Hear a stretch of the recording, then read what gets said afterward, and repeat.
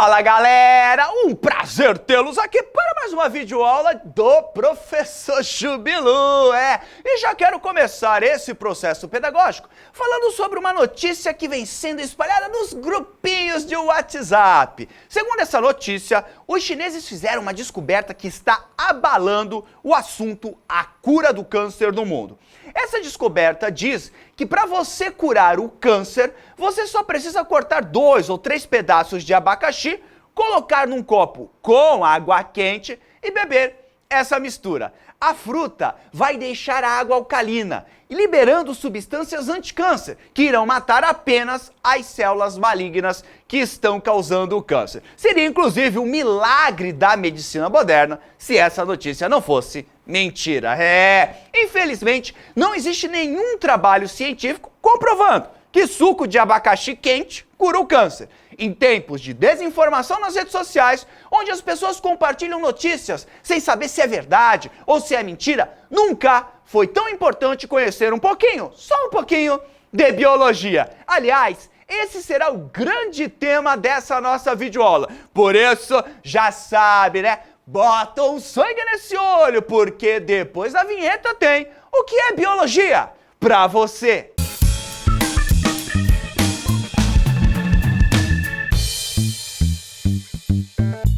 A biologia pertence ao grupo das ciências da natureza.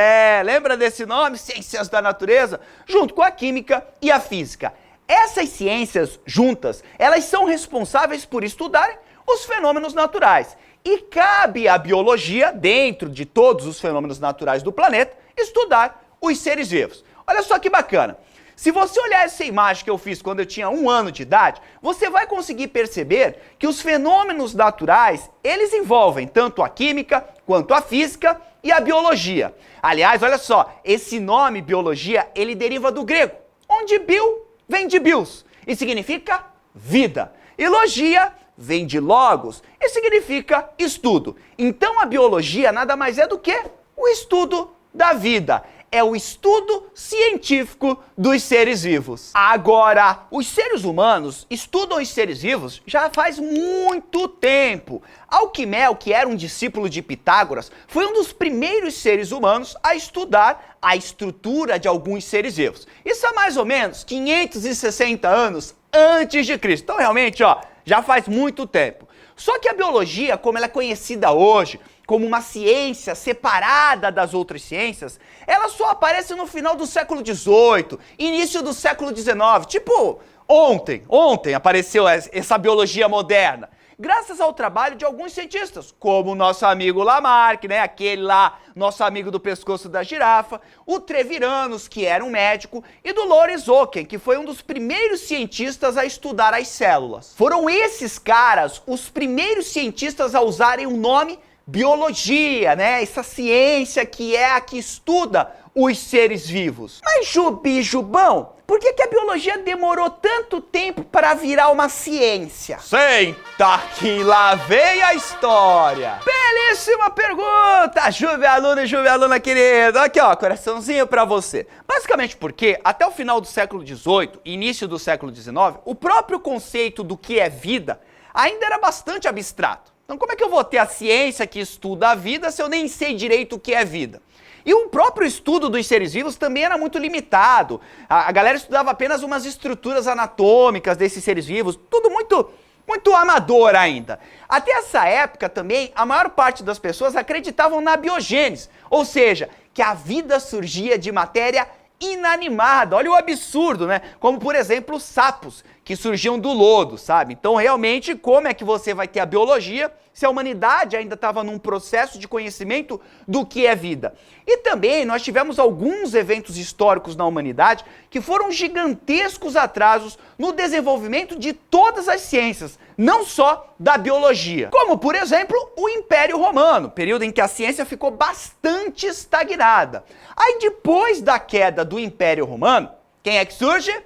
O cristianismo, a Igreja Católica muito forte da Europa. E claro, as escolas formais daquela época eram escolas religiosas, que buscavam explicar os fenômenos naturais através de explicações místicas, sobrenaturais, tendo a Bíblia como base. No século XI, a ciência até deu uma desenvolvidinha, assim, bem de leve, por causa do surgimento da filosofia escolástica, que buscava explicar os fenômenos naturais para provar a existência de Deus. Então, na verdade, era uma filosofia científica, mas que tinha uma ligação com a religião. E por conta disso, as ciências continuaram atrasadas. Além disso, a filosofia escolástica foi destruída com o surgimento da peste negra na Europa, que dizimou 1/3 da população europeia, né? Então realmente dizimou isso e deu uma enfraquecida. Durante um século, muitas pessoas morreram de peste negra. E aí, claro que a ciência continua estagnada, continua paradinha e a biologia ficava lá, adormecida. Só para te dar uma base assim em relação a tempo, a peste negra ela começou em 1347. E aí, olha só, em 1495 surge um movimento conhecido como Renascimento e as ciências voltam a ganhar força. As artes, a arquitetura, elas começam a surgir vários cientistas de renome e o estudo dos seres vivos passa a ganhar força. E aí, claro, vai ganhando força e quando chega no final do século XVIII, a biologia se torna uma ciência única. A biologia na forma que existe hoje é uma ciência extraordinariamente diversificada. Isso porque ela lida com organismos tremendamente variados, que vão de vírus e bactérias até os fungos, plantas e animais. Então assim, ela também vai lidar com vários níveis hierárquicos de grandes moléculas orgânicas e genes, até células, tecidos, órgãos e organismos inteiros, além da organização desses próprios organismos em famílias, comunidades, sociedades, populações e espécies. Então, cada nível de atividade e organização dentro da biologia é uma área de especialização com o próprio nome, como é o caso da citologia, da anatomia, da genética, da sistemática, da etologia, da ecologia. Isso, assim, só algumas que eu estou citando agora, que são as que eu lembrei. Além disso, a biologia tem uma ampla gama de aplicações práticas na medicina, saúde pública, agricultura, silvicultura, melhoramento de animais e plantas, controle de pragas, pesca, oceanografia biológica e uma porrada de coisa. Então, assim, na verdade, a biologia, ela seria hoje como um time.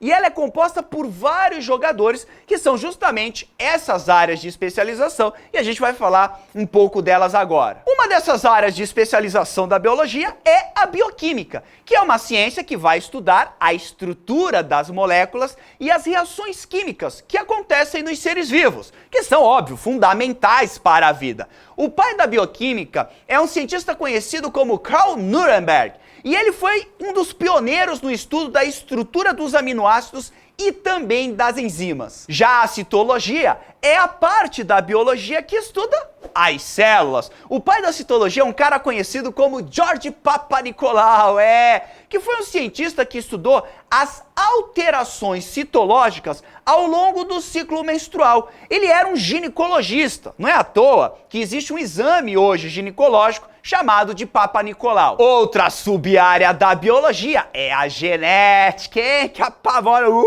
um monte de aluno, que é a ciência que estuda os mecanismos que fazem com que as características hereditárias sejam passadas de uma geração para outra. E esses mecanismos começaram a ser entendidos por um cientista conhecido como Gregor Mendel, que através do cruzamento lá daquelas ervilhas, lembra das ervilhas? Começa a tremer, né?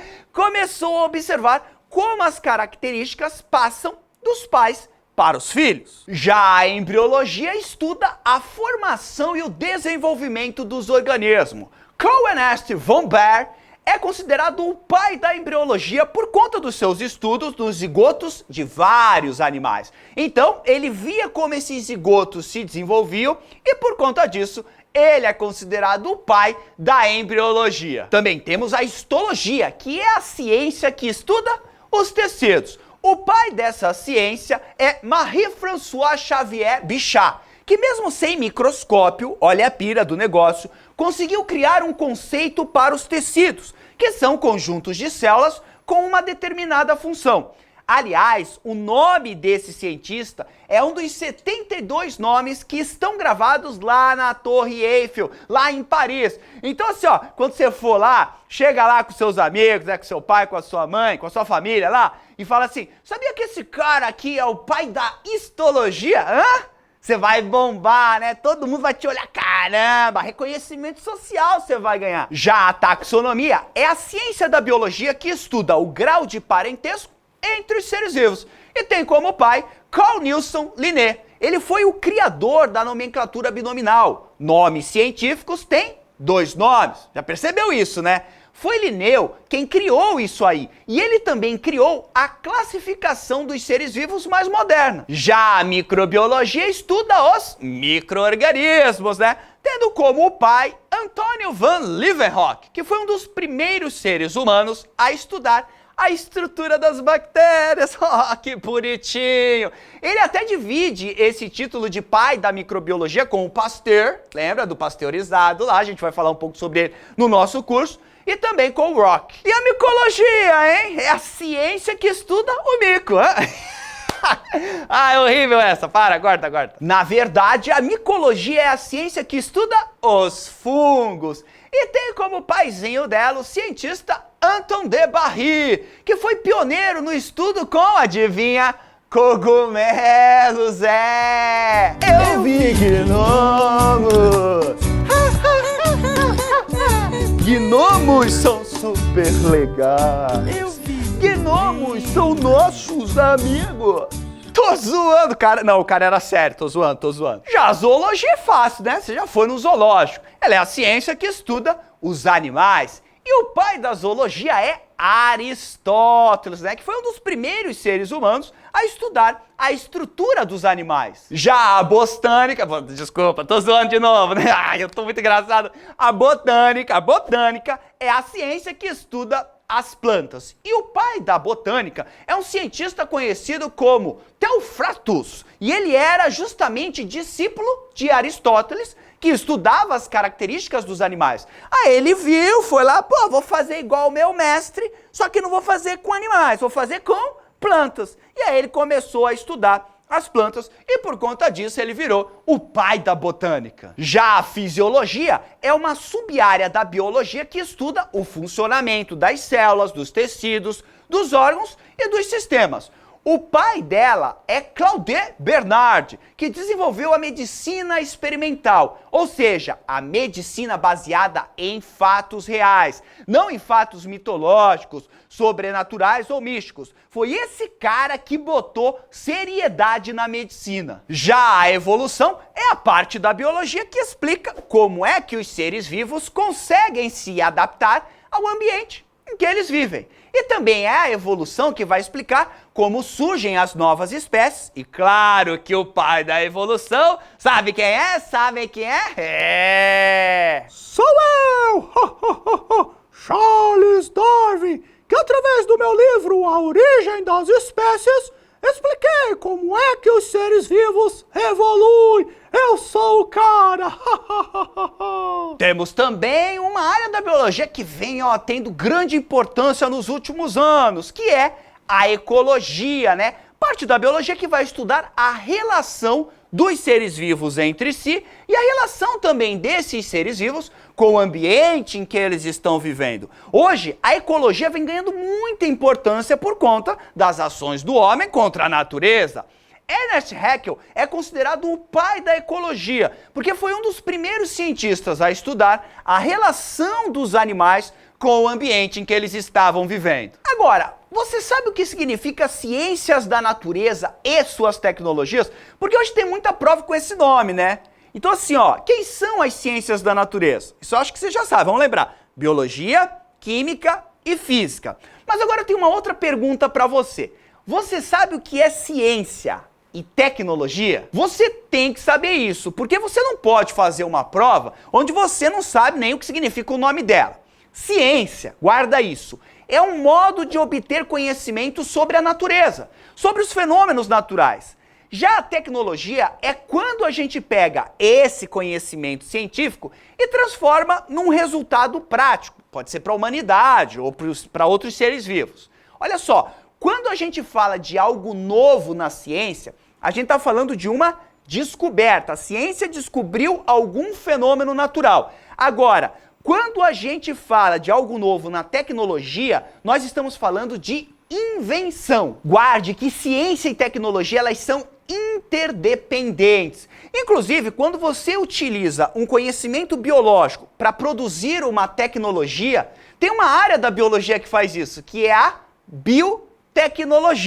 Agora eu quero te dar alguns exemplos para você entender esse negócio melhor, para você entender a diferença entre ciência e tecnologia e em como elas estão se relacionando. Um cientista descobriu que micro-organismos que causavam doenças e viviam nos alimentos poderiam ser destruídos quando colocados em temperaturas superiores a 65 graus Celsius.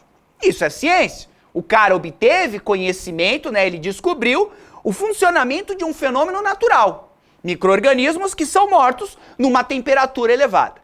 Aí, olha o que aconteceu. Pegaram esse conhecimento científico e transformaram ele numa tecnologia. A tecnologia de pasteurização. O que é? Pasteurização nada mais é do que você pegar um alimento e colocar ele numa temperatura superior a 65 graus Celsius para matar os possíveis micro-organismos patogênicos que estejam ali num determinado alimento. Outro exemplo, 2 cientistas conhecidos como Watson e Crick descobriram a estrutura do DNA. Isso é ciência. Agora, por conta desse conhecimento, várias técnicas de engenharia genética foram desenvolvidas, que causaram verdadeiras revoluções na medicina forense e também na agricultura. Ou seja, pegaram lá o conhecimento científico, a estrutura do DNA, e transformaram em uma porrada de tecnologia muito útil para os seres humanos hoje em dia. Agora, vale salientar que a tecnologia nem sempre é feita para o bem. Um exemplo clássico disso é a bomba atômica. Agora, eu gostaria de te chamar a atenção do porquê você tem que estudar biologia. E não é para uma prova. É mais para que você entenda o mundo que te rodeia hoje em dia. Para que você não leia uma notícia na internet e interrompa um tratamento para o câncer para ficar tomando suco de abacaxi quente, achando que isso é uma cura. Ou para que você não pare de tomar a vacina, porque você acha que vai ser autista, Então aí você acaba morrendo de sarampo. Então eu quero que você estude biologia para que você entenda que muitos dos seus atos hoje são prejudiciais à natureza. Hoje o consumo de carne causa o desmatamento e por conta disso está influenciando os ciclos das chuvas no Brasil. Ou seja, várias regiões do Brasil hoje estão sem água por conta do desmatamento. Mas o sujeito continua lá comendo carne todo dia porque ele não relaciona esse ato com o que está acontecendo, por falta de informação. E assim, eu não estou dizendo para você parar de comer carne, mas você poderia reduzir o seu consumo. E só entendendo biologia para você fazer esse tipo de escolha, para que você entenda que as espécies estão desaparecendo e que daqui a pouco tempo a gente vai ter um planeta só com seres humanos, sem vida selvagem nenhuma. E talvez a gente tenha um planeta até sem seres humanos. Tamanhos impactos que nós estamos causando no problema. Então eu quero que você não assuma no futuro a presidência de um país achando que mudanças climáticas não existem, que é uma grande mentira. Você precisa conhecer os avanços da genética. É certo você fazer um exame para descobrir se você tem algum gene que no futuro possa te causar alguma doença? É correto os planos de saúde usarem essa informação para taxar o preço do teu plano, o preço que eles vão cobrar?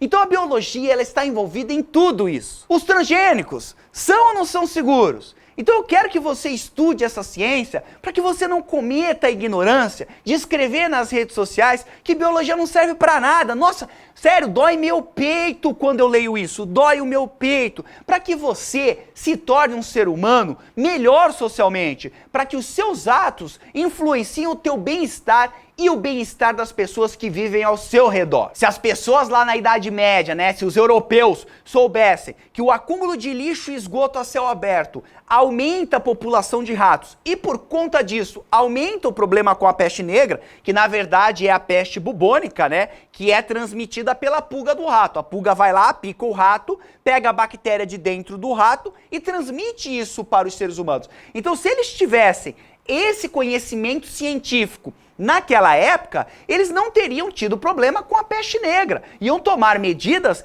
que preservariam milhões de vidas naquela época. Entendeu por que você tem que estudar biologia? Aliás, biologia é ou não é um tesão? É moleza, hein? Então não se esqueça que a biologia é a ciência que estuda os seres vivos e para facilitar o seu estudo, ela é dividida em várias sub-áreas, como por exemplo a fisiologia, a genética, a evolução, a ecologia e a embriologia. E que ciência é o modo com que a gente obtém o conhecimento de um fenômeno natural, de algo que está acontecendo na natureza, e aí quando a gente vai, pega esse conhecimento e transforma num resultado prático, nós temos a tecnologia. Maravilha?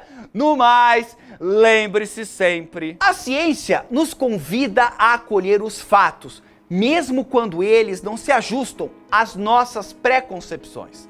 Mente aberta para novas ideias sempre.